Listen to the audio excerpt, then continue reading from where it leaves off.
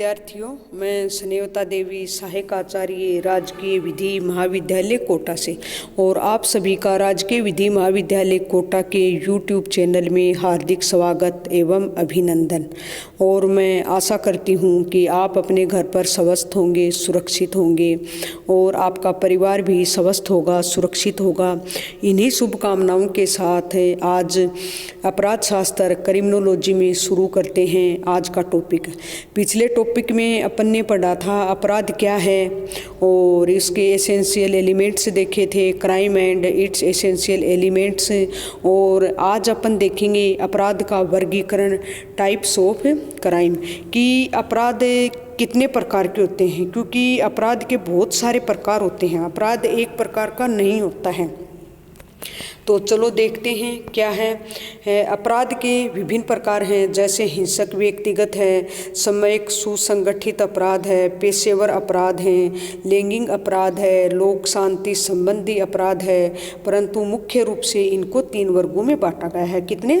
वैसे तो बहुत सारे हैं, जैसे कि पेशेवर अपराध हैं, सुसंगठित है, लोक शांति के विरुद्ध अपराध हैं जो कि अपन ने IPC के अंतर्गत पढ़ा था, लैंगिक अपराध भी हैं जो कि IPC के अंतर्गत हैं।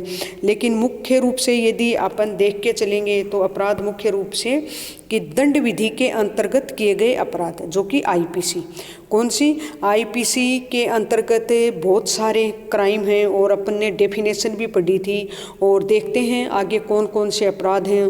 फिर है CRPC के अधीन आने वाले अपराध।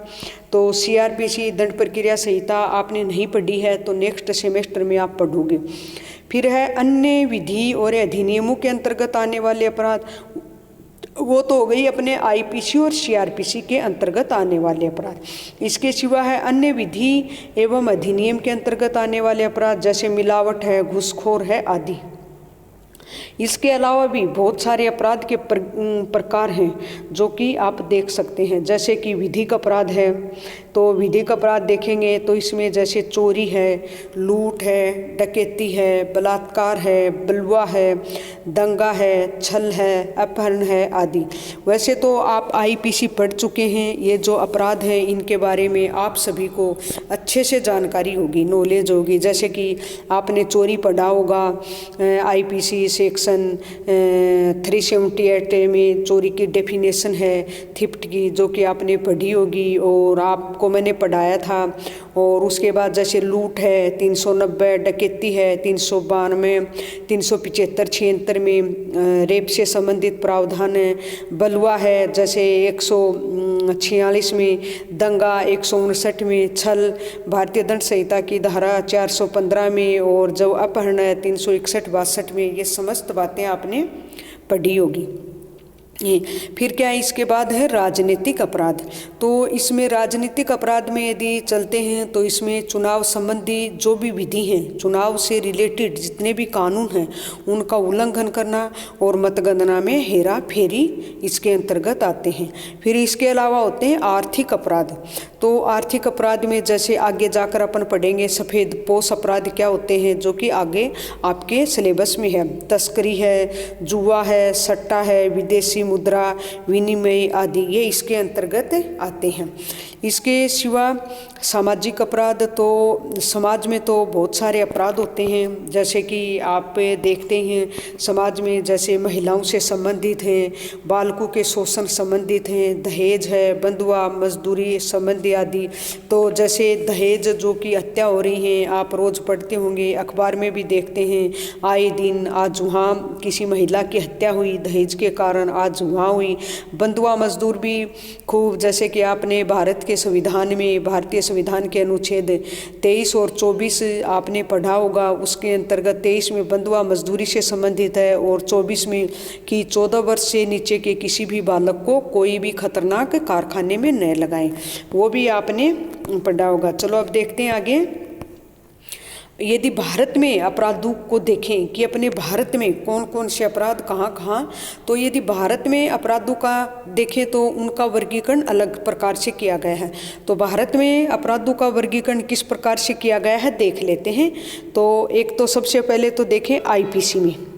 भारत में जो अपराधों का वर्गीकरण है वो अपने आईपीसी में तो कई प्रकार से किए गए हैं, जैसे मानव शरीर के विरुद्ध अपराध, जो कि आपने पढ़े होंगे आईपीसी में। मानव शरीर के विरुद्ध जो भी अपराध हैं वो अध्याय 16 के अंतर्गत हैं, जैसे चोट है, उपहति, गंभीर उपहति है, सदोष अवरोध है, सदोष परिरोध है, आपराधिक बल है, हमला है, अपहरण है, व्यपहरण है, बलात्कार है, गर्भपात है, आत्महत्या है, दहेज मृत्यु है, सदोष मानववध है और हत्या।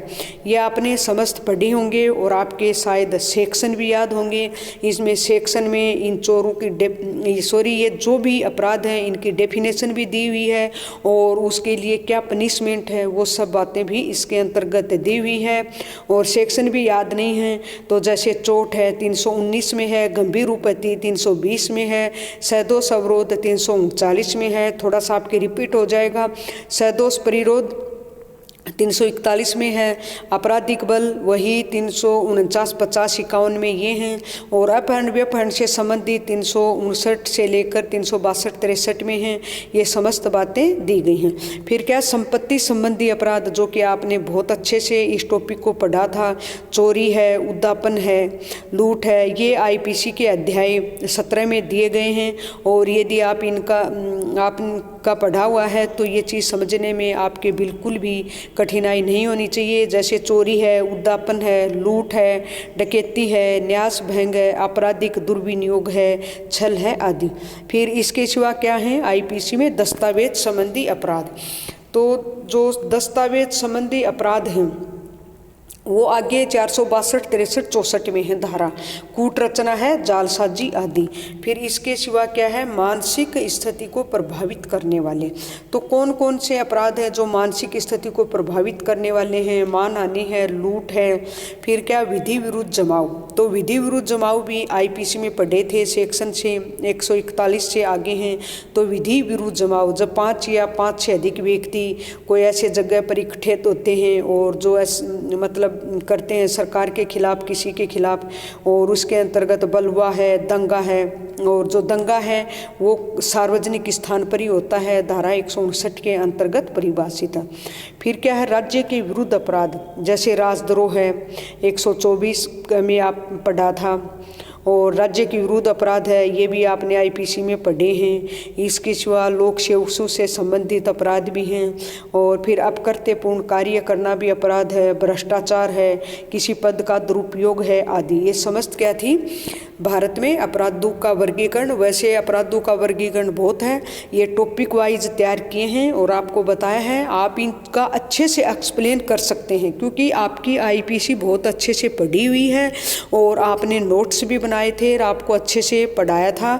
और क्योंकि यहाँ सब टॉपिक सब ढंग से क्लियर नहीं हो पाते हैं, ये क्या था अपन ने जो पढ़ा कि एक टाइप्स ऑफ क्राइम के अपराध के क्या क्या वर्गीकरण है। वैसे तो देखा जाए तो अपराध के बहुत सारे प्रकार होते हैं, परंतु जो मोस्ट हैं ये आपको बता दिए गए हैं और ये शायद आपके एग्ज़ाम में भी आते हैं। और मैं आशा करती हूँ कि आपके ये टॉपिक समझ में आया होगा और आप सभी को इन्हीं शुभकामनाओं के साथ धन्यवाद।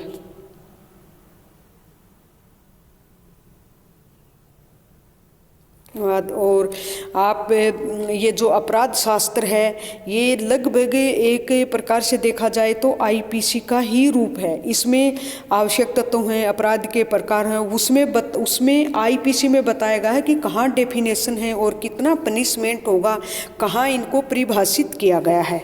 और मैं आशा करती हूँ कि आपके ये टॉपिक समझ में आया होगा। इन्हीं सब शुभकामनाओं के साथ आप सभी को धन्यवाद।